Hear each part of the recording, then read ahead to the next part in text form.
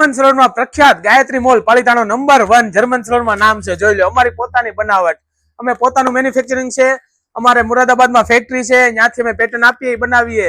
જોઈ લો, હવે જે તમને બતાવી દઈએ જોરદાર કલેક્શન, નવીન કલેક્શન જર્મન સલોનમાં તમે જોઈ શકો છો.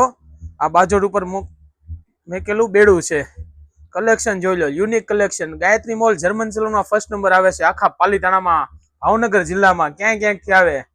જોઈ લો બેડું, પછી મા માટલું, દીકરી બાને કરિયારમાં આપવાનું હોય ને, મા માટલું એકદમ નકશી વાળું.